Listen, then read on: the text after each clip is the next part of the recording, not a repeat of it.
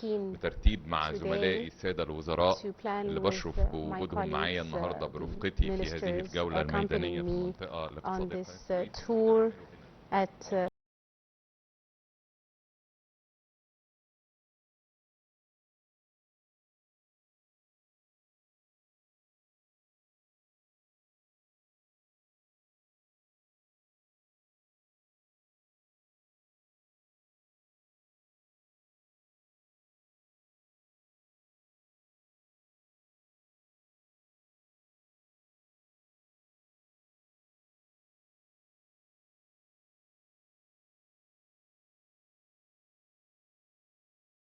Prime Minister and the Governor of Suez and the head of the Suez Canal Economic Zone, and we inaugurated 9 new companies in addition to visiting several new industrial areas.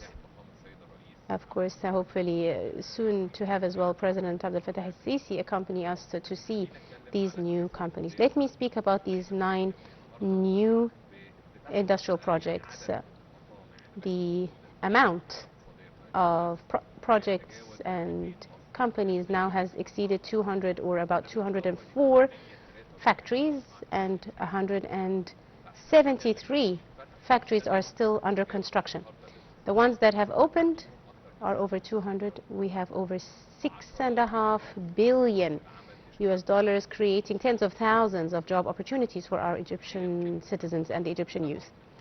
If you are following up on these projects, they are diverse. I was very happy to see the diversity of these projects and to see that usually we used to import these items, but now, today, we have visited many projects, starting from projects related to health,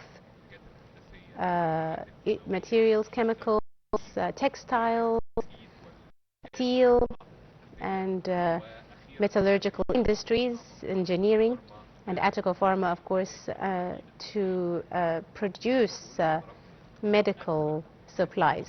All these projects, we used to import the products of these factories. Now we are very keen to sustain and maintain our own production, as well as increase the industrial zone in the Suez Canal, because the industries are the way to move forward our economy and what we are betting on in the near future, keeping in mind that we have planned in advance, we have improved the infrastructure to allow and improve the investment environment in Egypt, things related to taxes and subsidies, etc. The government has played a great role to enable investors to come and invest in Egypt. Today, I assure you, as we are at the Suez Canal Economic Zone, we have many investors from abroad, from over 28 different countries. This is a very, very great trust of the whole world in the Suez Canal Economic Zone and the economic environment in Egypt as a whole. And this is something very important that I'd like to confirm, even in light of all the challenges in the region. Thank God, so far Egypt has maintained its success and maintains to attract investments and investors. This week, in light of the Sinai Liberation Day anniversary, many of you also accompanied me to a very important visit to northern Sinai. And you've seen how the Egyptian state and the Egyptian government, and of course thank God and thank to the Egyptian armed forces and Egyptian police forces, that have eliminated terrorism since 2018 and security challenges. Thank God today the Egyptian state, with the help of its sons and daughters, has put this governorate in one of the top governorates that attracts investors and investments in different fields and different areas. Also, I'd like to remind you that I was on a visit to this governorate specifically after President Abdel Fattah al-Sisi said that the war on terror had ended in 2023, less than 3 years ago from today. And at that time, my colleagues at the time maybe saw the effects of the terrorism that had happened on government offices, government buildings, infrastructure, and the government was still beginning its recovery in this governorate. And thank God, after less than 3 years, today we have seen new projects, inaugurated mega projects that the Egyptian state has invested in, and which is now bearing its fruit in this governorate, of course, to this dear governorate to our hearts. You have seen, we visited several areas in Arish port, seaport also. We've seen all the great activities and the trade activities in this port, and how this port has managed to cater for the needs of the whole governorate as a whole. And this, of course, this was very important, even to transport all the humanitarian aid that is being received for Gaza. Also, the Arish airport was developed, and this is the vision of the state. I am developing the airports, the ports, the seaports, land ports, to have a logistical hub, not just to be available for the Egyptian citizens or investors, but for the whole world and the region. When we look together at the railway lines that we started from Bir al-Abd to Al-Arish to Ras al-Nakab all the way to Taba, we have done a great development project in the railway sector, side by side with the internal infrastructure, electricity, water salination, purifying seawater as well. And you've seen as well the water purification project, 100,000 square meters, that will also cover the needs even of the future citizens of this governorate. Also, we visited a hospital, Arish Hospital, and we inaugurated a private hospital as well for kidney treatment and liver treatment to provide all the medical services needed for Egyptian citizens. Thank God, now the government is also part of the the national medical aid policy. So today we saw as well the visits of the new road networks, as well as the new city that has been created for our Bedouin brothers and sisters that were affected by the previous terrorist acts in the governorate. Also, I had the honor to address the House of Representatives on behalf of the government here. I was very keen to use the constitutional and legislative authorities in collaboration with the parliament to really emphasize the challenges faced by the Egyptian state, just like all the countries in the world, as we've seen as a result of the Iran war. Lots of developments and, of course, repercussions of this war all over the world, and Egypt as well, and how the Egyptian state has managed to deal with the possible scenarios and plan in advance. And all this, of course, throughout all of this, the Egyptian economy has withheld and withstood the regional pressures and all the steps taken by the Egyptian government in order to deal with the repercussions of this war. Thank God, so far the Egyptian state is able to deal with this development in the region and this critical war. Also, in my address to the House of Representatives, I said we are all, as the Egyptian government, are ready for any possible scenarios, any changes. And as you are seeing every day the news changes between optimism and pessimism. So sometimes there's optimism, which makes the barrel of oil drop below $90 a barrel. But unfortunately then pessimism and the challenges in the region has put up the price of oil to $103 per barrel. And of course Egypt is dealing and exerting utmost efforts and diplomatic efforts as well to maintain the ceasefire, and we are dealing with the international partners to reach this aim, to end this war that the whole world is suffering from now. Another thing that I'd like to speak about is a meeting that I had with the CEO of the Valeo French company, and the opening of their AI segment of this company in Egypt, because this is a very important development This is one of the top companies in this field in technological development and innovation, specifically in automobile industry and automotive industries. They build softwares for all cars all around the world, specifically the most popular brands worldwide. The thing that makes me very happy is that this company took a long time to study the Egyptian market and then decided to open here a project.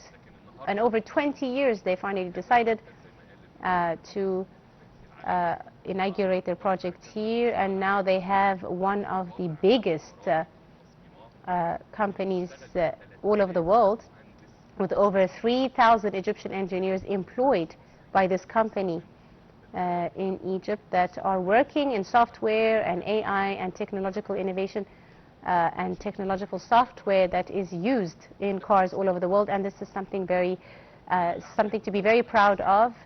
And this is the private sector, and what is being done by the Egyptian state is just to encourage these companies and assist them with any of their needs and subsidize their projects as much as possible, creating job opportunities for Egyptian engineers and Egyptian youth. And I will visit, of course, this area and this project to show the whole world how Egypt has great human capacity and human cadres that can work in any possible field needed. Another thing that I'd like to discuss is, of course, we've seen at the beginning of the week the launch of a very important housing project, an international housing project, the Spine, which is a very big project, all funded by the private sector. Again, the government is encouraging the private sector in all fields and is calling on the private sector to come and invest. And the importance of this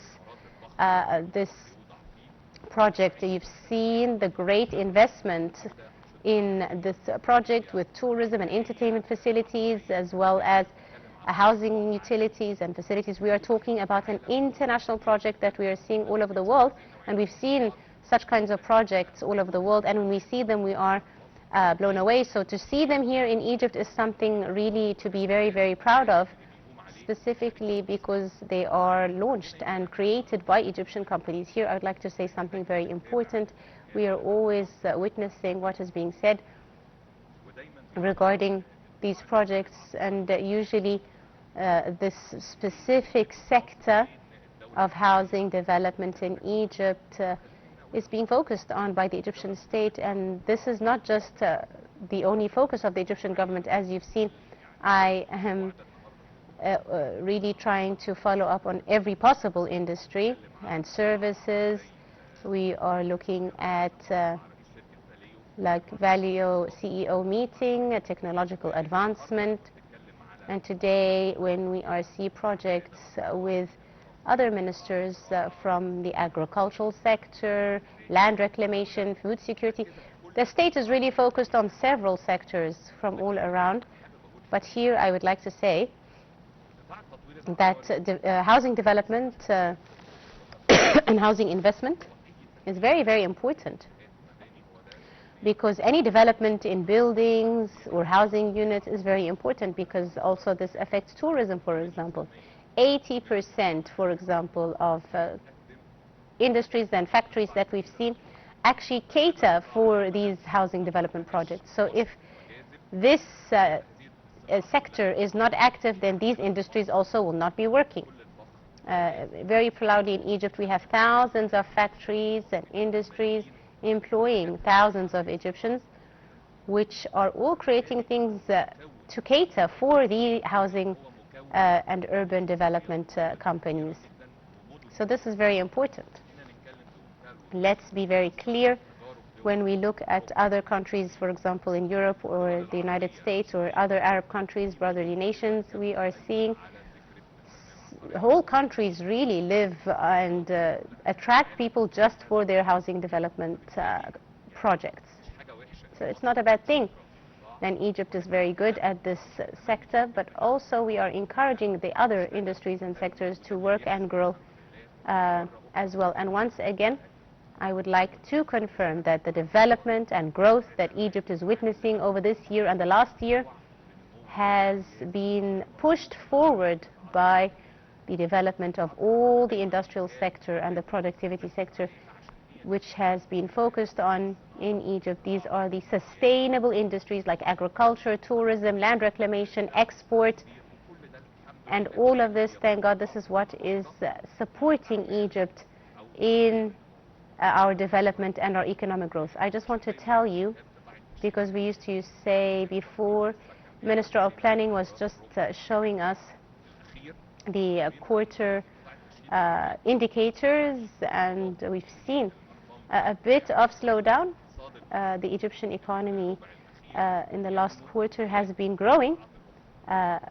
However, for whatever reason in the region, they've had a little bit of a drawback compared to other industries and compared to the other quarters that were previewed. So that is why we are trying to support the specific sector. Why? Because it employs millions of Egyptians and creates job opportunities, and more importantly, and very proudly, I want to say that these companies have also now become international companies, not just developing or building homes and houses and urban projects here, but all around the world. And this is something to make us very, very happy and very proud to have Egyptian companies all around the world, and this is a soft power for Egypt. I'd like to stop here, take a few questions. Please go ahead. Sir, you mentioned a very important issue, which is the development and housing urban development projects. So I just like to ask a few questions. Someone was asking why the government has spent 1.3 trillion Egyptian pounds in this project, and wouldn't they rather spend it on other investments like agriculture? Also another question, why are these projects important? Egypt doesn't need any more housing projects. Also, why do banks lend their money to such projects? Firstly, like I told you, the government doesn't pay a single pound. This is just the private sector. We just assist and enable them and encourage them, but we do not spend on them.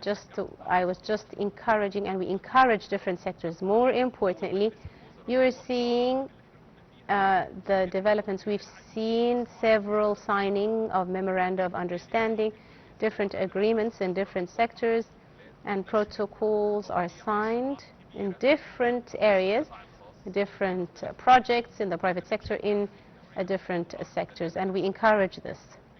The second part, and I've already answered this, is why we encourage these projects. It is, like I said, these also, why don't we have something that we are successful in? The most important thing is that I encourage the other sectors, and this is exactly what happens with these housing projects and urban development projects. I am creating more for other industries like agriculture, tourism, all the things that support the Egyptian economy. So on the contrary, we need to support all the different sectors, because this is what encourages sustainable development in Egypt. The last bit about the banks financing of these projects, this is normal for banks to support such projects, to see that they can provide loans, because they will get them back and with profits, not just with urban development, also in other sectors, for example, development in other sectors, tourism, agriculture, industry. This is the role of the banking sector in general. Go ahead. On the 27th of April, this is the deadline for the rationing of electricity. God willing, we will see the committee, the crisis committee meeting in the next few days before this deadline to decide for the closing of shops and the electricity rationing. And of course, we are going to see what has happened over the last month. And this, of course, was a successful step that we've taken because it did save our electricity as well as pollution as well by cars. So most probably we will continue these decisions, but we will see and revise in our committee and give you the final decisions soon. Go ahead.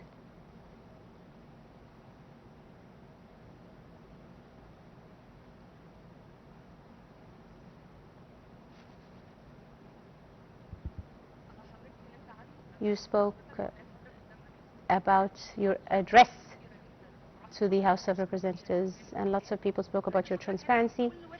But of course, you know that every committee takes what they want, and they commented that even at the end of the war, we will continue till the end of the year.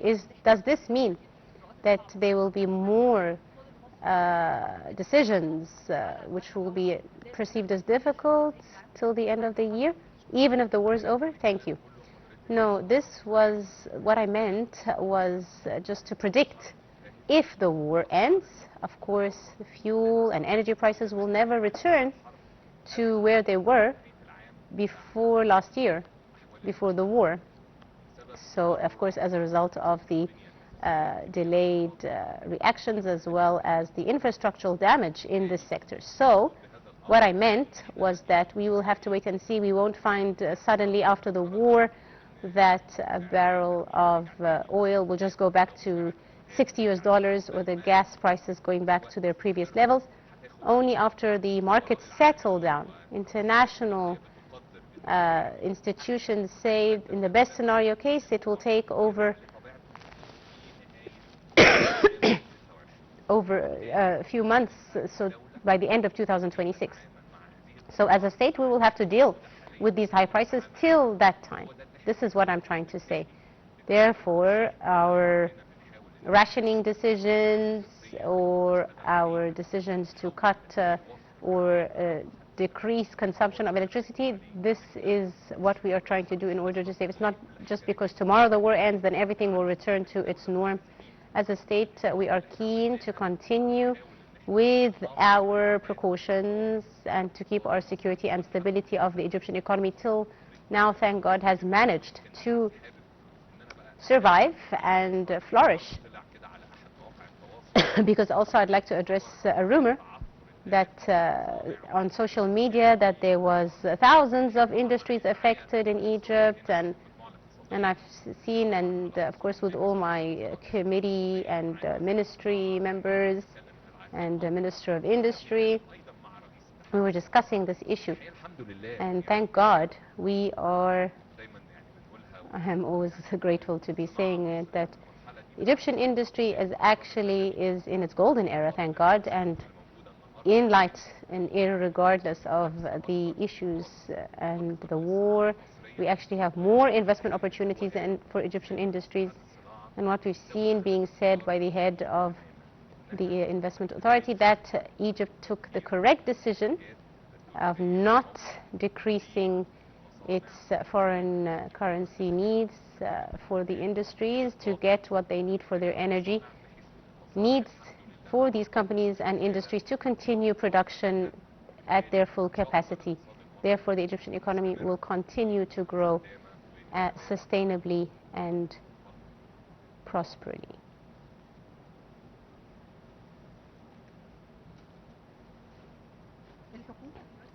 The Egyptian government is now having a logistics study in improving investments in Egypt, and also there was talk of subsidizing some of the industries or factories that are struggling.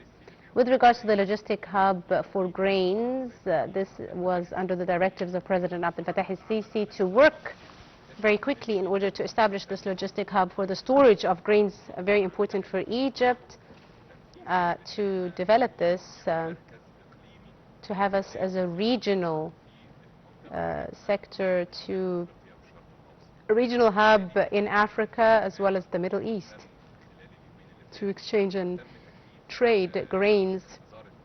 And the Ministry of Supply has been delegated to study this project and prepare it that it will happen in the Suez Canal Economic Zone in order to create this project. And we're seeing lots of countries hoping to join Egypt in this project. We are trying our best to quickly implement such a project because this project will very quickly help with regards to issues related to food security, which of course will benefit Egypt, and also allow more economic growth. What was the other part?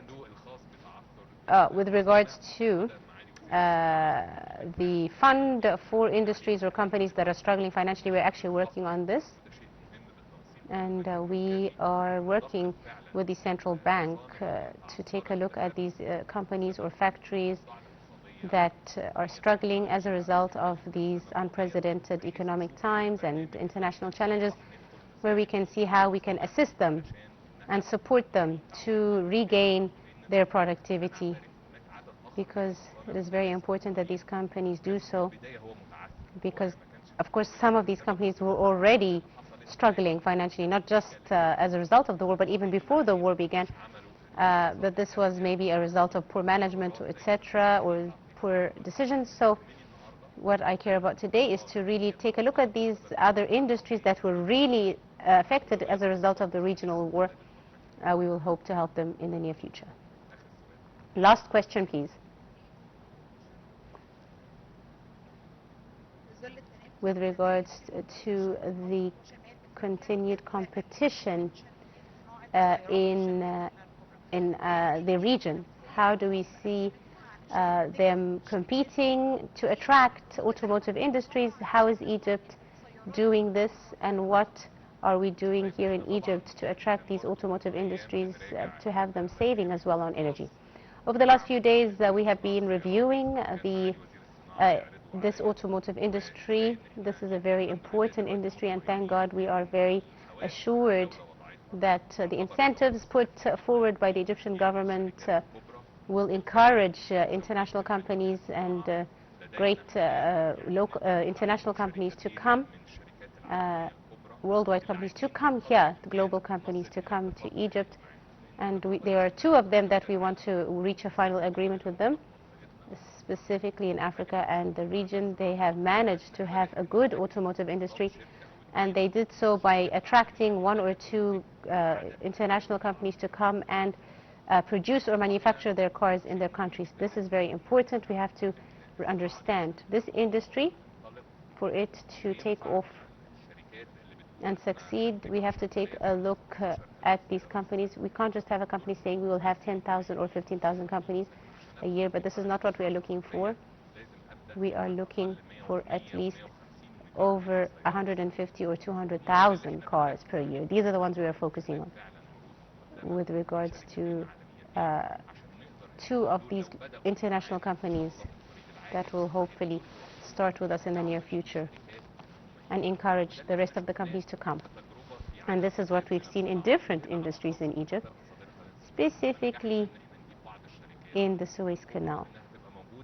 And this is what we are seeing, and how important these companies come and are attracted to come to Egypt. So we are hoping, with regards to encouraging the automotive industry, we have ended this program and we have reached a very important subsidy and encouraging the automotive industry in Egypt. We care very much about this, of course, and we need to incentivize them in the near future, and we have this in mind. I'd like to thank you very much, and I would like to wish you all a happy Sinai Liberation Day. Long live Egypt. Thank you, sir.